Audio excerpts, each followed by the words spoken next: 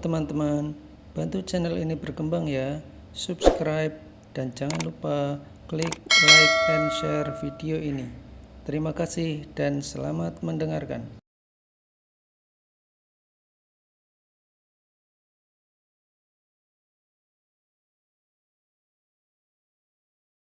Bab ke-56. Pria bertopeng merah, tiba-tiba, ia menggerakkan tangannya cepat, menancapkan jarum-jarum beracun ke perisai darah yang melindungi tubuh Levin. Kau tak akan bisa menggerakkan darahmu dengan bebas lagi? Ujar pria bertopeng merah sambil menyeringai.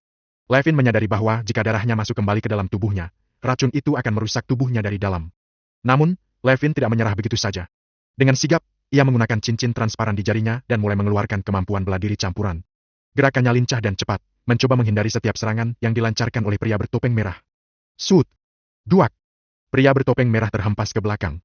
Sementara itu, pria bertopeng putih yang mulai bergerak mendekati Levin, siap melancarkan serangan mematikan, tidak jadi mendekat, karena keberadaan Levin tiba-tiba menghilang dari pandangannya. Red, kau tidak apa-apa? Tanya White pada rekannya yang terkena tendangan Levin. Sial, ternyata dia memiliki kemampuan lainnya. Gerutu Red sembari mengedarkan pandangannya. Tetap waspada White. Lanjutnya, Red mengangguk mengerti, dia sadar kalau lawannya kali ini memiliki kemampuan yang luar biasa. Levin menatap kedua sosok bertopeng itu dari kejauhan, dia tampak sedang memisahkan darah yang terkena racun agar tidak menyebar ke darah lainnya, dalam bentuk transparannya. Siapa mereka sebenarnya? Kenapa mereka tahu kemampuanku? Gumam Levin bertanya-tanya pada dirinya sendiri. Keluarlah, pengecut! Seru sosok bertopeng merah. Levin yang mendengar seruan sosok tersebut hanya menghela nafas, setidaknya dia tahu kalau mereka berdua tidak mendeteksi keberadaannya. Sus! Duak! Duak! Tiba-tiba Barbasa dan salah satu pengawal kerajaan muncul, langsung melakukan serangan mendadak pada dua sosok bertopeng, membuat mereka terhempas mundur ke belakang beberapa meter. Dua sosok bertopeng itu untung memiliki refleks yang bagus, terlihat mereka berdua menatap Barbasa dan salah satu pengawal kerajaan dengan sinis dari balik topengnya. Levin yang mendengar serangan ke kedua sosok bertopeng tersebut hanya tersenyum ketika melihat Barbasa. Tuan, apa Anda tidak apa-apa? Tanya Barbasa tanpa mencari tahu di mana Levin, karena dia yakin tuannya menggunakan cincin transparan. Tetaplah bersembunyi tuan, mereka berdua musuh alami Anda. Lanjutnya, sontak saja Levin terkejut dengan pernyataan Barbasa. Kenapa dia sosok tersebut musuh alaminya? Tiba-tiba pengawal Raja Lunar yang merupakan jenderal pasukan kerajaan mengeluarkan pedangnya, dan berkata, mereka berdua merupakan buronan yang sudah dicari beberapa negara, termasuk Kuratar. Sus! Jenderal melesat dengan cepat, mengayunkan pedangnya dengan kecepatan penuh. Dua sosok bertopeng terkejut, mereka berdua saling mendorong satu sama lain. Slas! Pral! Tangan sosok bertopeng putih terkena tebasan hingga putus dan jatuh ke tanah. Namun, anehnya tangan tersebut tidak mengeluarkan darah sama sekali. Sus! Sus! Jenderal terus menyerang dua sosok tersebut dengan kecepatan berpedangnya seolah tidak memberikan mereka berdua beberapa sama sekali. Dua sosok bertopeng terus menghindari setiap serangan dari jenderal, mereka berdua juga memiliki gerakan yang lincah. Sus! Duak! Beruak! Tiba-tiba Barbasa muncul, menghantam sosok bertopeng putih, hingga dia terhempas dan menabrak sebuah pohon. Sosok bertopeng merah melihat kejadian tersebut, tetapi jenderal tidak membiarkannya berpaling sama sekali. Kalian hanya boneka, tidak usah peduli satu sama lain. Kau tegur jenderal yang terus melesatkan serangan pedangnya. Hahaha, aku tidak menyangka jika kalian sampai menyelidikinya kami sampai sejauh itu. Sosok bertopeng merah tertawa sambil menghindari setiap serangan jenderal. Sus! Pral! Sayatan pedang jenderal mengenai perut sosok bertopeng merah, walau tidak terlalu dalam. Menyadari dirinya semakin terpojok, sosok bertopeng merah tiba-tiba membuka topengnya dan menembakkan puluhan jarum beracun dari mulutnya. Sut! Terang! Terang! Jenderal menahan setiap serangan jarum beracun tersebut dengan gerakan ued naganya yang begitu cepat, karena dia tahu jika satu jarum saja mengenai dirinya bisa dipastikan dia akan lumpuh atau bahkan tewas. Levin yang melihat wajah sosok bertopeng merah, dia terkejut. Karena ternyata sosok tersebut adalah boneka, seperti yang dikatakan jenderal barusan. Pantas saja, aku tidak bisa menggunakan pengendalian darahku pada mereka berdua. Gumam Levin tidak berdaya. Levin menghirup nafas dalam-dalam kemudian membuangnya. Dia menatap tajam ke sosok bertopeng merah yang sedang fokus melawan jenderal. Sebuah tali darah Levin ciptakan, dia langsung menyerang sosok bertopeng merah, menjerat lehernya dengan tali darah. Tentu saja hal tersebut membuat sosok tersebut terkejut dan langsung menghentikan serangannya mencoba melepaskan diri dari tali darah. Namun, Levin membuat tali darah lainnya, menjerat tangan dan kaki sosok tersebut. Jenderal yang melihat hal itu pun tersenyum, dia langsung menebas leher dan tubuh sosok tersebut hingga menjadi beberapa bagian. Pral! Pral! Bagian tubuh sosok tersebut pun berjatuhan di tanah. Jenderal langsung mengambil bagian kepala sosok tersebut. Sudah waktunya kau keluar dari persembunyianmu. Tegurnya dengan tegas. Kepala sosok tersebut tertawa. Hahaha, coba saja cari aku, kalau bisa. Ucapnya sebelum akhirnya kepala tersebut tidak bergerak lagi. Sementara itu, Barbasa yang melawan sosok bertopeng putih juga sudah selesai. Dia menggunakan kemampuan peningkatan kecepatan dan menghajarnya bertubi-tubi, membuat sosok tersebut tidak bisa apa-apa dan hancur oleh serangan Barbasa. Levin menunjukkan dirinya kembali, menghampiri Barbasa dan Jenderal, lalu bertanya. Apa sebenarnya mereka? Kemampuan pengendalian boneka, Tuan. Jawab Barbasa langsung. Kemampuan tersebut biasanya digunakan untuk mengalihkan perhatian. Namun, seiring berjalannya waktu, para pengendali boneka menggunakan kemampuannya untuk melakukan pekerjaan kotor, karena mereka pikir tidak bisa terluka walau mengambil pekerjaan berisiko. Lanjutnya, Levin menatap kepala boneka yang dipegang Jenderal. Tapi, kenapa mereka bisa berbicara, seperti manusia sungguhan? Jenderal membelah kepala boneka tersebut dan menunjukkannya pada Levin. Dulu, boneka-boneka ini seperti mainan, tetapi sekarang mereka sudah dipasangi alat-alat canggih seperti ini. Jawabnya sambil menunjukkan ada kamera, transmisi suara dan yang lainnya. Levin mengangguk-anggukan kepalanya mengerti, artinya para pengendali boneka menggunakan alat canggih untuk memadukan kemampuan mereka agar bisa melakukan pengendalian dari jarak jauh. Setelah penyerangan itu berhasil diselesaikan, mereka pun kembali ke mobil masing-masing, terlihat Raja Lunar hanya tersenyum melihat Levin kembali dengan selamat. Mereka pun kembali melanjutkan perjalanan, dan sampai di hutan Arizona ketika hari sudah siang. Semuanya turun dari mobil, Levin menatap hutan tersebut dengan seksama, dia merasa tidak ada yang aneh, semuanya tampak seperti hutan pada umumnya. Ayo, ikuti aku. Ajak Raja Lunar berjalan di depan. Levin hanya mengangguk, mereka berjalan memasuki hutan dengan para pengawal yang membuatkan jalan untuk mereka sesuai dengan instruksi. Tuan muda, bagaimana rasanya melawan musuh yang sulit dikalahkan? Tanya Raja Lunar sambil berjalan. Levin mengerutkan keningnya.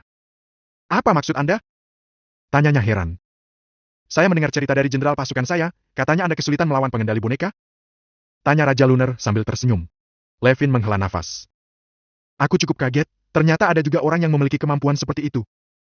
Jawabnya tidak berdaya. Sebentar lagi, bukan hanya mereka yang menjadi lawan Anda, bahkan kekuatan yang tak masuk akal pun akan menjadi momok menakutkan bagi Anda. Ujar Raja Lunar yakin. Saat Levin akan bertanya apa maksudnya, tiba-tiba Raja Lunar bergegas berjalan ke depan, dia meraba-raba batu yang ada di depannya, sebelum akhirnya sebuah pintu bawah tanah terbuka, hal itu membuat Levin sedikit terkejut. Silakan Tuan Muda, di dalam sana, Anda akan mengetahui semua tentang keluarga Anda. Ucap Raja Lunar yakin. Levin tidak tahu apa maksud Raja Lunar, tetapi karena penasaran dia pun masuk ke dalam diikuti Raja Lunar, Felicie, Barbasa, dan Jenderal pasukan. Sementara Lloyd dan para pengawal berjaga di luar, untuk memastikan tidak ada orang lain yang melihat tempat tersebut. Di ruang bawah tanah yang gelap, tiba-tiba menjadi terang saat lampu api menyala, ketika mereka memasuki sebuah ruangan yang luas. Lampu-lampu api menerangi setiap sudut ruangan tersebut, hingga semuanya terlihat begitu jelas. Mata Levin membelalak ketika dia melihat sesuatu di ruangan tersebut dan langsung menghampirinya. Bab ke-57. Hutan Arizona merupakan hutan tempat markas tersembunyi keluarga Lord Gates. Tempat tersebut hanya diketahui oleh bangsawan keluarga Lord Gates dan beberapa orang kepercayaannya, termasuk keluarga Raja Lunar. Namun, sayangnya itu hanya kisah dulu ketika keluarga Lord Gates belum mendapatkan serangan dari keluarga tersembunyi yang membelot, dan beberapa dari mereka mengetahui tempat tersebut. Alhasil tempat yang harusnya menjadi sesuatu yang sakral, kini hanya tersisa reruntuhan dan beberapa benda berantakan di markas tersebut. Terlihat Levin menghampiri sebuah lukisan yang robek, tetapi masih memiliki bentuk dan wajah sosok tersebut mirip dengan dirinya. Levin mengusap lukisan tersebut dan membenarkan yang mengelupas. Dia mengerutkan kening saat melihat seorang wanita di samping sosok yang mirip dirinya. Tuan muda, mereka berdua ayah dan ibu Anda. Ucap Raja Lunar menghampiri Levin. Sontak saja hal tersebut membuat Levin terkejut, tetapi dia berusaha untuk tetap tenang, karena dia sedikit pun demi sedikit mengetahui tentang keluarganya. Ayah benar, aku saja masih mengingat wajah paman dan bibi, mereka berdua orang yang baik. Timpal Felicie yang mendekat dan menatap lukisan di depan Levin. Levin tidak berbicara apa-apa, dia fokus memperhatikan lukisan tersebut, dalam hati dia berbisik. Ah, inikah ayah, ibuku? Setidaknya aku bisa melihat kalian. Ada sedikit rasa sedih yang tersirat di wajah Levin. Namun, pria itu berusaha untuk tetap tegar, karena selama ini dia juga sudah menjalani kehidupan yang lebih pahit sebelum seperti yang sekarang. Tuan muda, disinilah mereka berdua terbunuh, oleh orang-orang kepercayaannya. Ucap Raja Lunar tiba-tiba. Levin seketika menoleh, menatap Raja Lunar sambil menyipitkan matanya. Apa maksud Anda? Tanyanya memastikan. Raja Lunar menghela nafas panjang. Lantas menjawab sambil menatap lukisan kedua orang tua Levin. Ya, kedua orang tua Anda dibunuh oleh orang kepercayaannya saat bersembunyi di sini. Mereka membelot melawan keluarga Lord Gates, hingga kedua orang tua Anda tidak bisa berbuat banyak meski sudah melawan dan harus gugur. Tunggu dulu, jadi maksud Anda, mereka bersekongkol untuk membunuh keluargaku? Tanyanya memastikan. Raja Lunar mengangguk. Selama ini saya diam bukan karena takut dengan mereka, tetapi tahu kalau Anda pasti akan muncul, dan saya sudah menyiapkan semuanya untuk Anda, karena sampai kapanpun keluarga Lunar tidak akan mengingkari janjinya. Apakah Anda mendorongku untuk balas dendam? Tanya Levin menyelidik, menyimpulkan perkataan Raja Lunar. Tuan muda, apa Anda tidak ingin membalaskan kematian keluarga Anda? Raja Lunar balik bertanya dengan heran. Levin tidak menjawab, dia mengelilingi reruntuhan tempat tersebut, dia melihat imbok gerbang emas di dinding yang sudah hampir menghilang. Secara perlahan Levin mengusap simbol tersebut, membersihkan debu-debu yang menempel agar bisa memperhatikannya dengan baik. Apa para satria keluarga Lord Gates tidak memberitahu tentang simbol tersebut, Tuan muda? Tanya Raja Lunar lagi yang memang sebenarnya menginginkan Levin menurunkan perintah untuk memerangi orang-orang yang telah melukai keluarga Lorgetz. Benar juga, aku melihat simbol ini di jubah para kesatria. Memangnya simbol apa ini? Tanya Levin dengan ekspresi datar. Raja Lunar menghela nafas. Gerbang penghubung antara negara Trail dan Vitina. Tuan Besar Lorgetz menengahi dua negara tersebut yang selalu berkonflik dengan membuat gerbang yang terbuat dari emas, membuat kelompok satria berjubah untuk terus siaga di sana, menandakan kalau tempat tersebut dalam pengawasan keluarga Lorgetz, hingga konflik pun reda, dan menjadi simbol perdamaian seluruh dunia. Namun, menghirup napas dalam-dalam kemudian membuangnya, Raja Lunar lantas melanjutkan. Sekarang gerbang tersebut sudah dihancurkan, konflik kembali berlanjut setelah keluarga Lorgetz menghilang. Tuan muda, begitu banyak orang yang mengharapkan Anda kembali. Levin yang mendengar hal itu tertegun sesaat, dia benar-benar tidak menyangka kalau keluarganya memiliki kekuasaan yang sangat besar. Bahkan negara sekelas Trail dan Vitina yang dari dulu mengalami konflik, ternyata pernah hidup berdampingan walau hanya beberapa tahun saja. Tiba-tiba Raja Lunar ambruk di lantai, bertekuk lutut pada Levin. Saya mohon Tuan Muda, berikan kami perintah untuk menata ulang kekuatan kita yang terpisah. Saya yakin jika mereka mendengar Anda masih hidup, pasti akan langsung merespon dan datang untuk mengabdi pada Anda.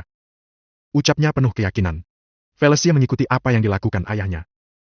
Tuan Muda, saya mungkin tidak begitu paham dengan masa lalu, tetapi perbuatan orang-orang keji tersebut harus dibalaskan, sudah waktunya Anda muncul ke permukaan sepenuhnya. Imbuhnya dengan mantap. Melihat Raja Lunar dan putrinya bertekuk lutut sambil memohon seperti itu. Levin hanya bisa menghela nafas tidak berdaya. Dari potongan-potongan informasi yang Levin dapatkan, dia sadar kalau keluarganya dulu sangat berkuasa dan kemungkinan terbesar ada beberapa kelompok orang yang tidak menyukainya dan ingin merebut kekuasaan mereka, sehingga terjadilah konflik saudara yang mengakibatkan keluarga Lorgetz tersisihkan dan para bangsawannya dibunuh satu persatu, akibat dia tidak mengetahui tentang pembelotan tersebut. Bangunlah, kita keluar sekarang. Ucap Levin sambil berjalan keluar dari tempat tersebut. Raja Lunar dan Felicia saling menatap, mereka berdua kecewa karena Levin tidak memberikan perintah sama sekali. Namun, mereka berdua juga sadar kalau Levin butuh waktu untuk mencerna setiap informasi yang dia dapatkan terlebih dahulu, sehingga tidak memaksakannya. Mereka pun keluar dari tempat tersebut dengan Levin yang berjalan di depan, diikuti Raja Lunar, Felicia, dan Barbasa juga jenderal pasukan kerajaan Kuratar. Sesampainya di luar, terlihat Lloyd langsung bergegas menghampiri Levin. Tuan, apa sudah selesai? Tanyanya memastikan. Levin mengangguk. Lloyd, berapa orang pembunuh bayaran yang kiranya percaya denganmu? Lloyd mengerutkan kening. Maksud Tuan? Levin menghela nafas panjang lalu berkata. Sebarkan pada semua pembunuh bayaran yang kamu kenal, jika mereka bergabung denganku untuk mencari orang-orang yang membunuh keluargaku, maka aku akan membayar mereka dengan mahal, kau tahu uang tidak masalah buatku, bukan? Lloyd terlihat bingung dengan perkataan Levin.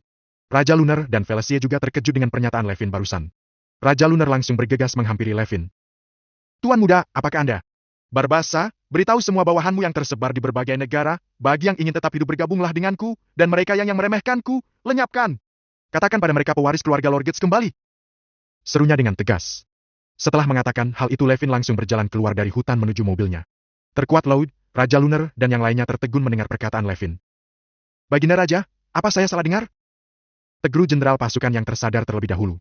Raja Lunar lekas tersadar dari lamunannya. Tidak, seperti yang Tuan Muda katakan, hubungi orang-orang kita, lakukan apa yang Tuan Muda inginkan. Perintahnya langsung mengejar Levin dengan semangat. Barbasa juga tampak mengulas sebuah senyum, dia tanpa ragu langsung mengirim pesan bawahannya yang lain. Hanya Lloyd yang masih bingung, pasalnya dia tidak mengetahui tentang keluarga Lorgetz begitu dalam. Namun, melihat kesigapan Raja Lunar dan Barbasa, Lloyd juga tidak bisa mengabaikan hal tersebut, sehingga dia pun langsung membuat bawahannya agar mengabari semua kenalannya tentang apa yang diinginkan Levin. Levin dan rombongan pun mengantar Raja Lunar dan Felicia ke bandara. Karena mereka hari itu memang langsung pulang setelah mendengar perintah Levin untuk mengatur segala sesuatunya. Terlihat Levin bersalaman dengan Raja Lunar. Selagi saya masih di Felicia, tolong urus semuanya luar negeri. Ucapnya penuh harap. Tentu Tuan Muda, saya akan melakukannya untuk Anda, sebaik mungkin. Jawab Raja Lunar sambil tersenyum. Levin mengangguk, melepaskan jabatan tangannya. Selamat jalan, sampai bertemu lagi, Felicia. Ucapnya sambil menatap Felicia yang berdiri di samping Raja Lunar. Felicia tampak terlihat sedih. Namun, dia sadar tidak akan bisa mendapatkan cinta dari Levin, jadi dia hanya bisa memaksakan sebuah senyum agar tidak merusak hubungan mereka. Raja Lunar dan rombongan pamit undur diri setelah berbasa-basi beberapa saat. Setelah mereka menghilang dari pandangannya, Levin pun bergegas kembali ke mobilnya. Lloyd terlihat bergegas menghampiri Levin. Tuan, saya sudah menyebarkan apa yang Anda bilang, dan hasilnya. Dia menelan ludah dan menunjukkan isi cat dalam grup pesannya. Levin berhenti melangkah, dia mengerutkan kening saat melihat cat-cat tersebut sedang menertawakannya, dan ada salah satu dari para pembunuh bayaran yang mengetahui tentang keluarga Lorgetz mengatakan, jangan hodoh kami, keluarga Lorgetz sudah menghilang dari peradaban, tidak mungkin masih ada yang tersisa di antara mereka. Lloyd, apa kamu kenal orang ini? Tanya Levin memastikan, menunjuk cat tersebut. Lloyd mengangguk pelan. Saya tahu Tuan, dia rubah tua licik. Jawabnya yakin. Levin mengangguk mengerti, dia langsung mengetik sebuah pesan di grup tersebut. Melihat hal itu Lloyd mengerutkan keningnya. Namun, dia terkejut saat melihat apa yang diketik Levin.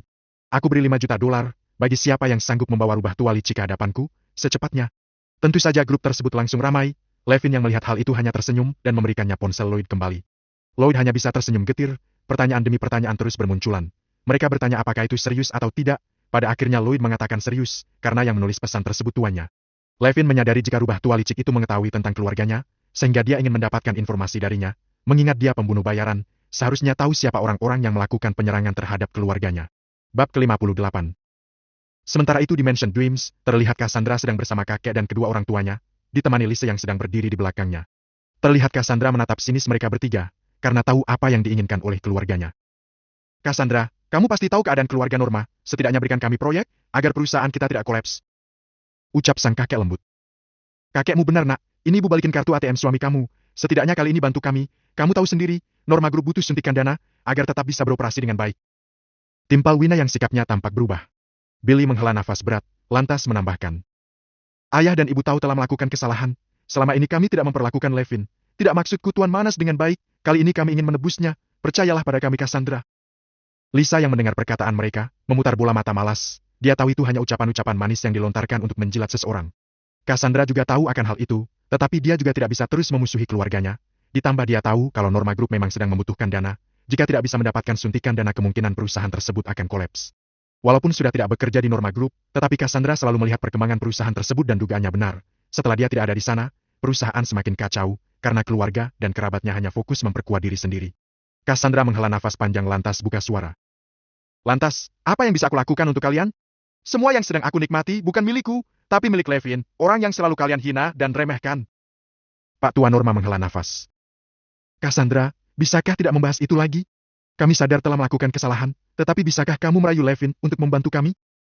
Cassandra menatap kedua orang tuanya, terlihat mata mereka penuh dengan permohonan yang tulus, sampai berkaca-kaca, membuat Cassandra yang memang memiliki hati sangat lembut, tentu tersentuh dengan tatapan mereka. Cassandra baru akan buka suara, terdengar suara iring-iringan mobil di luar mansion. Dia pun langsung beranjak berdiri. Levin pulang, kalian nanti bicara saja dengannya, sendiri. Ucapnya sambil bergegas menyambut sang suami. Pak Tua Norma dan kedua orang tua Cassandra saling menatap satu sama lain. Mereka bertiga menghela nafas secara bersamaan, tahu kalau permintaan mereka akan sulit dikabulkan oleh Levin. Baru saja Cassandra akan keluar mansion, Levin sudah masuk ke mansion. Sayang, kenapa sampai malam begini perginya? Kata kamu sore juga sudah di rumah. Kau tegur Cassandra manja sambil merangkul sang suami. Levin mengulas sebuah senyum. Aku mengantar Raja Lunar ke bandara dulu. Jawabnya lembut. Ah, syukurlah kalau putri genit itu sudah pulang. Ucap Cassandra senang. Levin mengerti keningnya, menatap Cassandra dengan heran. Namun, sang istri malah tersenyum dan semakin mempererat rangkulannya, sebelum memintanya berhenti berjalan. Ada apa? Tanya Levin bingung saat melihat perubahan ekspresi wajah Cassandra. Cassandra mendongak menatap Levin lekat-lekat. Kakek, ayah dan ibu datang lagi. Di mana mereka? Tanya Levin sebelum Cassandra selesai berbicara. Ruang tamu. Jawab Cassandra pelan. Levin langsung mengajak Cassandra ke ruang tamu. Saat sampai di sana, terlihat Pak Tua Norma dan kedua orang tua Cassandra berdiri dan sedikit menundukkan kepala untuk menyambut Levin, mengetahui kalau kedudukan mereka sekarang tidak sebanding dengannya. Levin melepaskan jas dan dasinya, memberikannya pada Cassandra lantas duduk. Melihat Anda sendiri yang datang kemari, tahun besar Norma, apakah ini berhubungan dengan suntikan dana untuk Norma Group? Tanyanya langsung setelah duduk dengan tatapan serius. Benar, Levin kamu masih menjadi keluarga kami, setidaknya berikan kami kemurahan hati untuk membantu kami.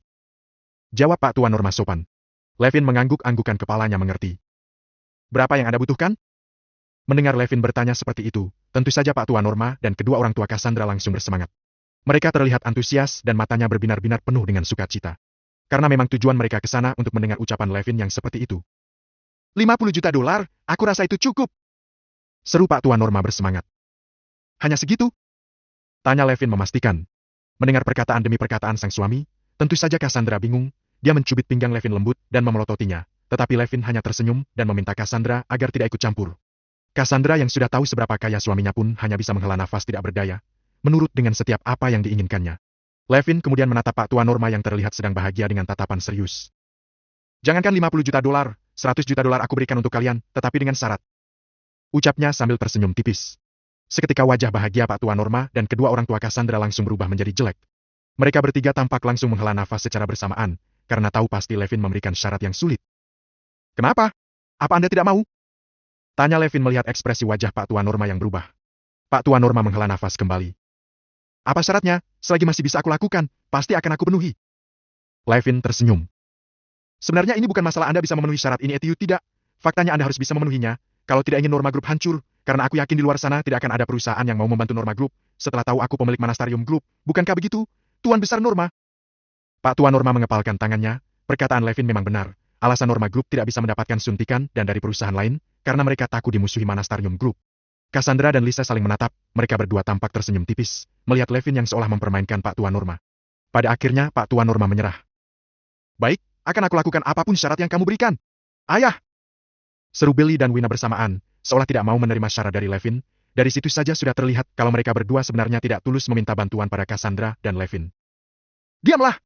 Memangnya apa yang bisa kalian lakukan untuk menyelamatkan Norma Group? Aku sudah susah payah membangunnya, tapi kalian menghancurkannya begitu saja. Bentak Pak Tuan Norma pada kedua orang tua Cassandra. Pak Tuan Norma menatap Levin. Tolong selamatkan Norma Group, walau aku tidak pantas meminta ini, karena perlakuanku dulu, tapi setidaknya berikan aku kesempatan untuk merubah sikapku, Levin. Levin beranjak dari duduknya.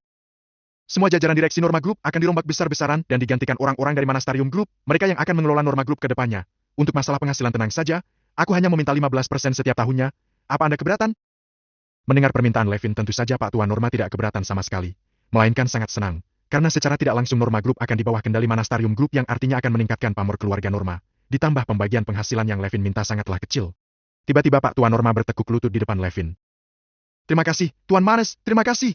Jangan senang dulu, aku melakukan ini bukan karena kalian, tetapi karena istriku yang masih memiliki hubungan darah dengan kalian, tetapi jika sampai nanti ada salah satu dari kalian mengangguk kinerja orang-orangku, jangan harap kalian bisa menerima kebaikan dariku lagi. Ucap Levin dengan suara dingin.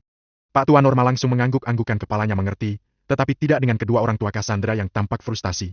Karena jika mereka tidak ada di perusahaan, otomatis penghasilan mereka akan berkurang, tidak bisa menggelapkan uang perusahaan lagi. Levin mengambil jas dan dasinya yang dipegang Cassandra. Aku mandi dulu, kamu urus sisanya. Ucapnya lembut, mengecup bibir Cassandra sebentar lalu bergegas ke kamar.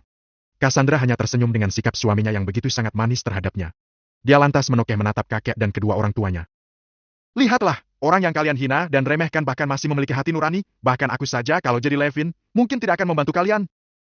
Ucap Cassandra ketus. Berisik kau Cassandra, kami permisi. Bentak Wina sambil mengambil kartu ATM yang tadinya mau dia kembalikan dan mengajak Billy pergi dari sana. Melihat hal itu Cassandra hanya bisa menghela nafas tidak berdaya, ibunya memang tidak pernah belajar dari kesalahan yang telah dia perbuat sama sekali. Cassandra, maafkan kakek yang tidak bisa mendirikan mereka dengan baik, hanya kamu yang memiliki masa depan cerah, tetaplah bersama Levin. Kakek juga pamit pulang dulu. Ucap Pak Tuan Norma lembut. Cassandra mengangguk, walau Pak Tuan Norma sering tidak bersikap adil padanya, tetapi dia tahu kalau kakeknya hanya terkena hasutan dari saudara-saudaranya, sehingga membenci Levin dan dirinya. Karena itulah Cassandra tidak menaruh dendam padanya, dibandingkan dengan kedua orang tuanya, yang terang-terangan terus memusuhi Levin. Sementara masalah keluarga Norma akhirnya terselesaikan oleh kebaikan Levin yang mau mendukung keluarga istrinya. Di seluruh penjuru negara Timur Tengah, mulai digegerkan dengan isu tentang munculnya pewaris keluarga Lorgetz, hingga membuat seluruh keluarga tersembunyi yang ada di negara-negara tersebut mulai membicarakannya. Di Vitina, perbatasan antara Trail, terlihat di markas benteng perbatasan komandan pasukan perbatasan sedang berkumpul dengan beberapa komandan batalion lainnya. Apakah rumor ini benar, kalau pewaris terakhir keluarga Lorgetz telah muncul? Tanya komandan pasukan perbatasan. Komandan pasukan khusus menimpali. Berita ini dari kurator, seharusnya bukan hanya omong kosong, mengingat keluarga Lunar sangat dekat dengan keluarga Lorgetz. Jika berita ini benar, setidaknya kita akan memiliki dukungan kuat lagi. Kurator yang selama ini diam juga kemungkinan akan memihak kita lagi. Ujar komandan lainnya. Para komandan Vitina yang ada di perbatasan tentu sangat senang dengan berita tersebut, walau belum tentu benar adanya. Sementara itu di Trail, terlihat Malten Krael sedang mengumpulkan para petinggi negaranya. Cih, apa kurator ingin menyatakan perang pada kita? Ujar Menteri Pertahanan Krael. Jangan terbawa emosi, mungkin mereka hanya menyebarkan desas-desus palsu, agar membuat kita panik, lihatlah baru seperti ini saja kau sudah seperti itu. Ucap tetua keluarga Krael. Tetua benar, lebih baik kita selidiki dulu kebenarannya, tidak mungkin keluarga yang hampir 30 tahun lenyap tiba-tiba muncul kembali, memangnya dia dewa? Timpal Jenderal Pasukan Udara Krael. Malten yang sedari tadi diam buka suara, dengan tatapan serius dan tajam. Instingku mengatakan kalau berita ini benar, segeralah bersiap untuk kemungkinan terburuk, jangan sampai kita kecolongan. Mendengar perkataan Malten, tentu saja semua orang yang ada di ruang rapat terkejut, mereka tidak menyangka kalau Malten malah menyikapi rumor tersebut dengan serius. Namun, mereka tahu kalau Malten memang memiliki pemikiran 2 langkah ke depan dibandingkan manusia pada umumnya, sehingga mereka yakin jika insting sosok pemimpin mereka itu benar. Semuanya pun langsung sibuk menghubungi bawahan masing-masing agar mencari informasi sekaligus waspada, jika keluarga Lorgetz akan benar-benar muncul kembali. Bab ke-59. Sementara itu di Mansion Dreams, terlihat Levin sedang bersantai bersama Cassandra di balkon kamar, menikmati anggur berdua sambil menatap langit malam yang diterangi gemerlap bintang dan cahaya bulan. Cassandra bersandar mesra di bahu sang suami, tampak wajahnya sangat sumringah seolah tidak ada beban sama sekali, walaupun dia lelah seharian telah bekerja di kantor. Sayang, mulai sekarang kamu harus lebih hati-hati, dan aku juga akan memperketat penjagaan untukmu. Jadi jika ingin pergi kemanapun, beritahu Dino, oke? Ucapnya lembut. Cassandra langsung duduk dengan tegap, menatap sang suami dengan bingung. Kenapa memangnya? Tanyanya penasaran. Levin mengusap puncak kepala Cassandra sambil tersenyum tipis. Kehidupan kita akan berubah drastis mulai sekarang, aku sudah tidak mau bersembunyi lagi, dan aku akan mengangkat kembali nama keluargaku yang selama ini sudah menghilang. Cassandra mengerutkan keningnya. Nama keluargamu, maksudnya? Levin menghela nafas pelan, dia menatap langit. Namaku Levin Lorgetz Manes, margaku yang sebenarnya Lorgetz, bukan Manes. Itu nama salah satu keluarga tersembunyi yang selama hampir 30 tahun menghilang, bersamaan aku kehilangan ingatan masa kecilku dulu. Jawabnya tidak berdaya. Mendengar hal itu Cassandra tersentak kaget, walau sudah pernah dengar dari Felicia. Tetapi dia pikir kalau itu hanya bercanda, karena waktu itu Levin juga tidak menggubris perkataan Felicia. Cassandra meletakkan gelas anggurnya di meja, memegang kedua pipi suaminya agar mereka saling bertatapan. Jadi, semua uang dikatakan Putri Lunar benar? Tanya Cassandra memastikan. Levin mengangguk pelan. Ya, siang tadi aku telah memastikannya sendiri, awalnya aku juga ragu, karena aku tidak mengingat sama sekali masa kecilku sebelum aku hidup di jalanan.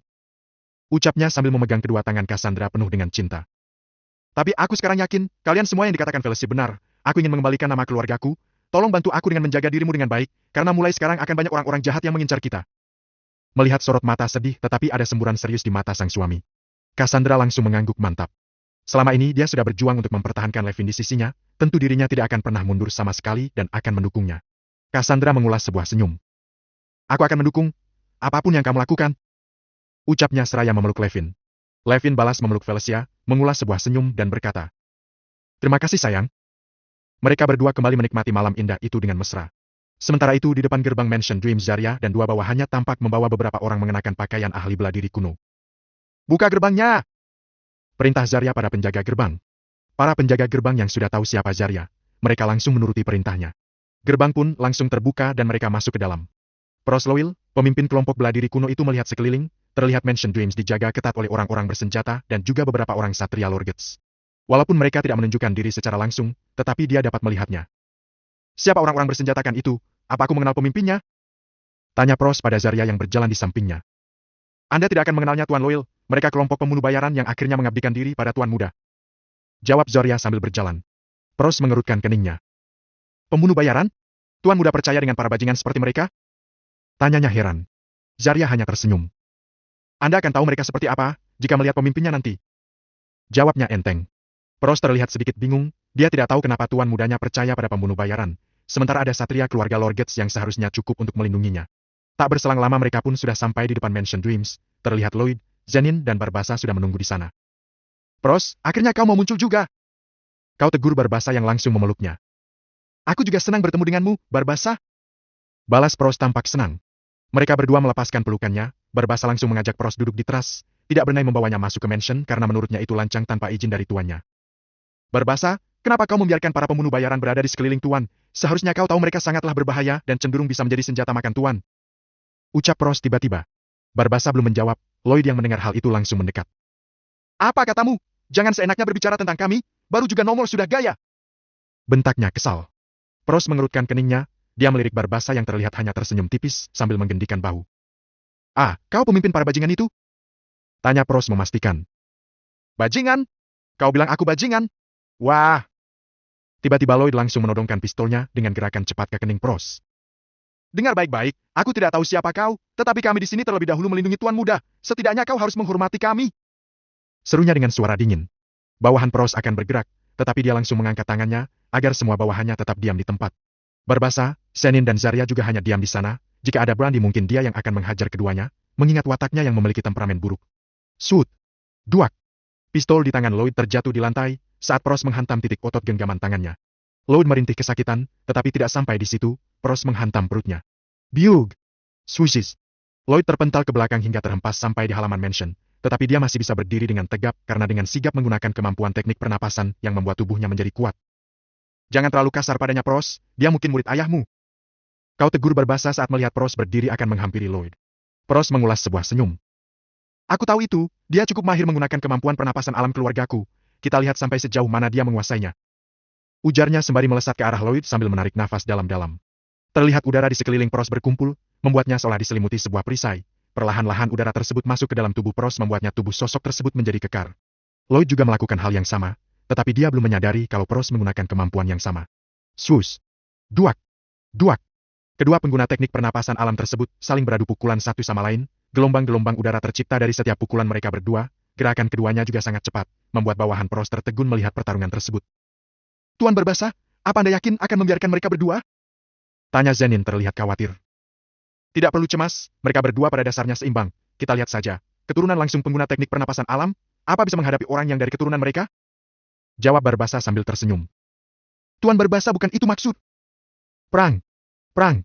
Zenin belum selesai berbicara, beberapa jendela kaca pecah akibat dentuman gelombang udara yang semakin besar, saat intensitas pertarungan Pros dan Lloyd semakin tinggi.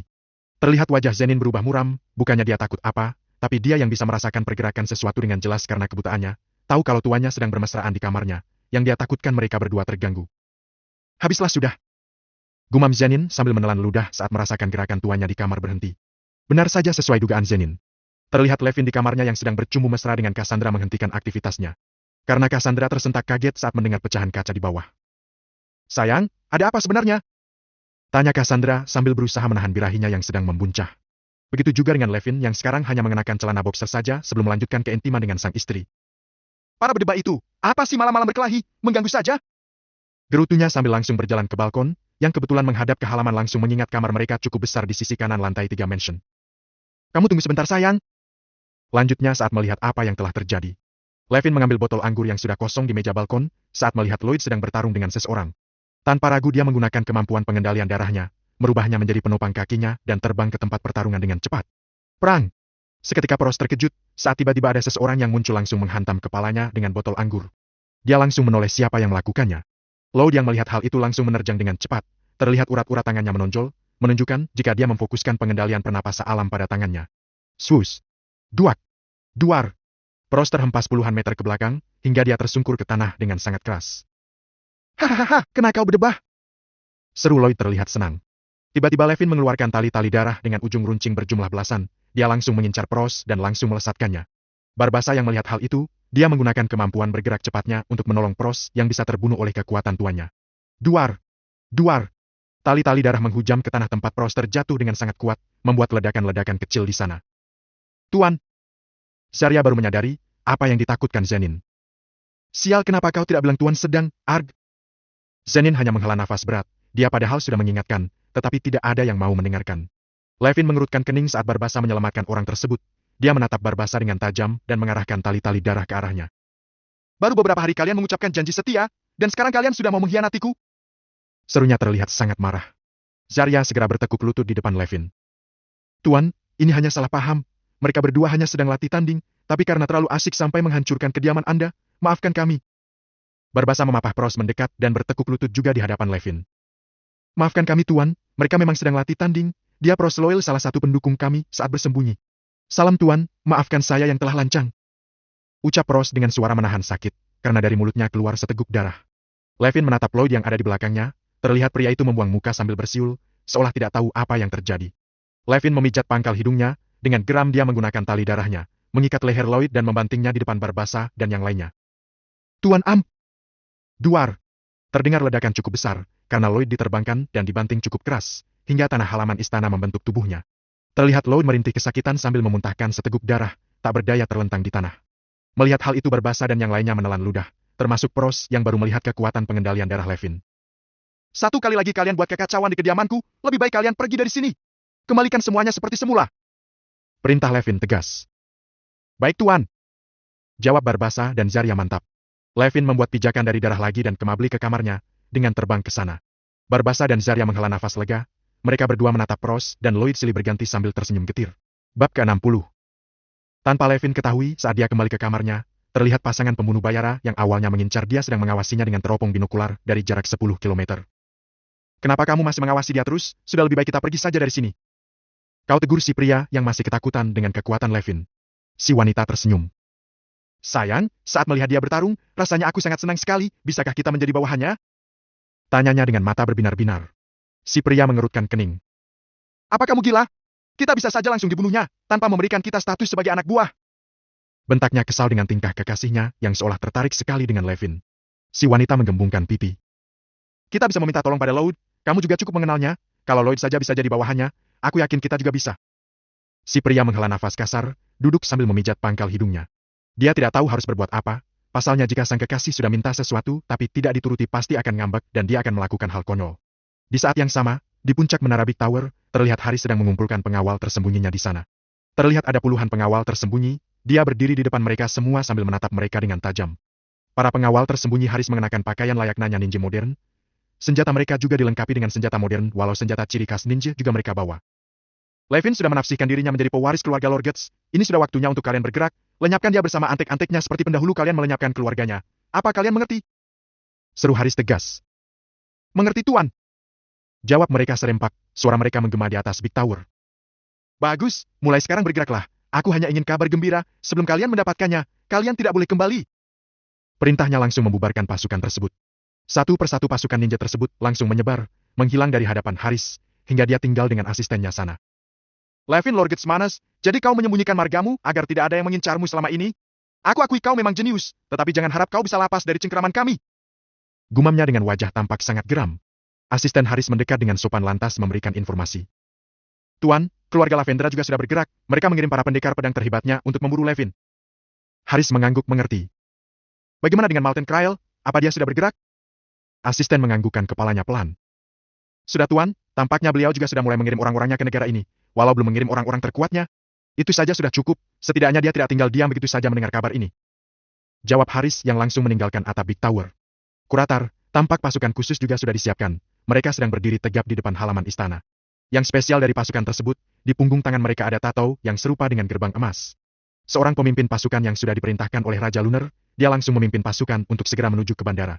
Raja Lunar sadar setelah berita kemunculan Levin. Pasti akan ada orang-orang yang mengincarnya dan dia melihat kalau bawahan Levin masih sedikit sehingga mengirim pasukan khusus tersebut untuk melindunginya.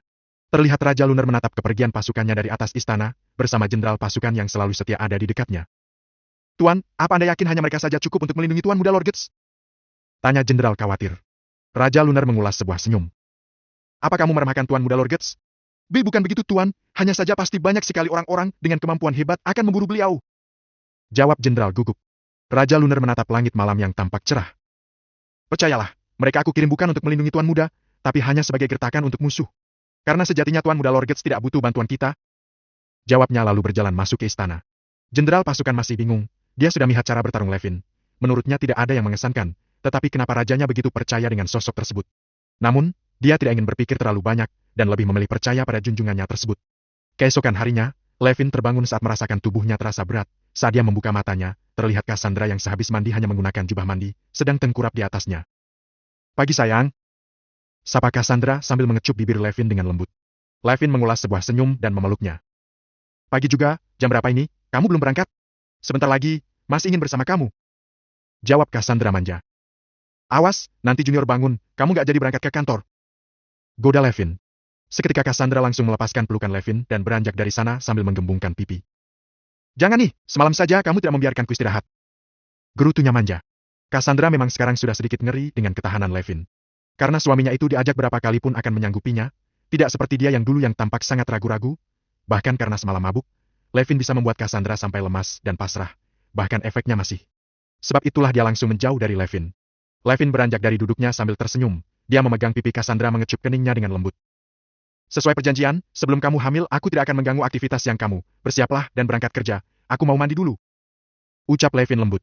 Cassandra mengangguk, balas tersenyum. Dia bersyukur, biarpun Levin tampak berubah, tetapi kasih sayang yang diberikan padanya tidak berkurang sama sekali. Tentu hal itu membuatnya senang dan itulah alasan kenapa dia lebih memilih Levin dibandingkan keluarganya. Seperti biasa, Levin masuk ke kamar mandi untuk mendapat lotre. Namun saat layar hologram muncul, kening Levin berkerut saat melihat peringatan di layar. Tuan, saya bisa pastikan Anda akan mendapatkan hadiah besar hari ini, lebih baik tekan lotre di tempat yang sepi. Apa maksudnya ini? Gumam Levin tidak mengerti. Namun, karena sistem lotre selalu memberikannya kejutan demi kejutan, dia pun mencoba percaya padanya dan lebih memilih untuk mandi terlebih dahulu, sambil menunggu Cassandra berangkat kerja. Benar saja, tak berselang lama terdengar suara Cassandra sambil membuka pintu kamar mandi. Sayang, aku berangkat dulu. Levin yang sedang menggosok tubuhnya dengan sabun menoleh sambil tersenyum. Ya, hati-hati di jalan, sayang. Cassandra menggembungkan pipinya, dia mendekat dan menyodorkan bibirnya. Levin menggelengkan kepalanya pelan sambil tersenyum dan mengecup bibirnya. Setelah melakukan itu, Cassandra pun bergegas keluar sambil berpamit lagi dan melambaikan tangannya. Apa cuma perasaanku saja? Dia semakin hari semakin manja saja. Gumam Levin merasa heran dengan Cassandra. Dia tidak tahu saja kalau Cassandra melakukan itu karena sadar sekarang memiliki saingan. Apalagi dia tahu wanita yang mencintai Levin sekelas putri kerajaan Kuratar yang jelas-jelas kedudukannya lebih tinggi darinya. Jadi Cassandra berusaha agar Levin tetap nyaman dengannya. Setelah selesai mandi, Levin yang hanya mengenakan jubah mandi, dia duduk di ranjang sambil memanggil layar hologram. Layar hologram pun muncul kembali, kali ini dengan bentuk angka-angka seperti biasanya. Levin pikir peringatan yang tadi sudah tidak berguna lagi, dia pun langsung menekan nomor asal. Ingin tahu apakah pemberitahuan dari sistem kalau dirinya akan mendapatkan hadiah besar itu benar adanya. Selamat, Anda mendapatkan tubuh super. Kemampuan yang sudah ada juga akan berkembang kekuatannya sesuai dengan tubuh super Anda. Memulai pemasangan. Benar saja apa yang dikatakan sistem, walau Levin tidak tahu apa maksudnya. Namun, tiba-tiba tubuh Levin mulai terasa panas secara drastis. Ia mengerang kesakitan saat pemasangan tubuh super dari sistem dijalankan. Pria itu mengepalkan tinjunya dan keringat dingin mengucur deras dari dahinya. Di luar mansion milik Levin, terjadi perubahan yang mencengangkan. Langit yang awalnya cerah berubah menjadi gelap gulita, petir menyambar-nyambar dengan liar. Tralap! Jager! Jager! Suara guru bergemuruh, menciptakan suasana mencekam di sekitar mansion tersebut. Para bawahan Levin yang sedang berjaga di depan mansion langsung terkejut dan bingung dengan fenomena cuaca yang tiba-tiba berubah. Mereka saling bertatap dan bergegas mengambil peralatan darurat untuk menghadapi kondisi yang tak terduga. Seorang di antara mereka berinisiatif menghubungi Levin melalui komunikator, namun tidak ada jawaban dari tuannya. Di dalam kamarnya, Levin yang masih merasakan panas yang menyengat dalam tubuhnya, tidak mampu merespon panggilan dari bawahannya. Ia berusaha mengendalikan rasa sakit yang melanda. Tubuhnya benar-benar seolah terbakar, bahkan jubah mandi dan kasurnya langsung terbakar oleh tubuh Levin. Perlahan pasti terlihat retakan kulit Levin yang tampak mengerikan, pria itu terus meronta kesakitan. Sud! Perlahan tubuh Levin terbungkus bola api, jeritan pria itu perlahan reda, bersamaan tubuhnya yang tidak terlihat lagi terbungkus oleh api yang membakar sekujur tubuhnya. Petir masih menyambar-nyambar di sekitar mansion, hingga akhirnya tercipta sebuah petir besar dan langsung melesat ke arah kamar Levin. Teralap! Boom! Terdengar suara petir besar menyambar kamar Levin, hingga hancur berantakan, membuat semua bawahannya langsung bergegas ke sana semuanya. Khawatir terjadi sesuatu dengan tuannya. Tuan muda! Barbasa dan yang lainnya ambruk di lantai saat melihat kamar tuannya hancur berantakan oleh petir besar tersebut tanpa menyisakan apapun di ruangan itu, sampai-sampai lantainya sampai jebol dan semuanya habis terbakar, gosong tak tersisa. Bahkan Levin juga tidak ada di sana. Bab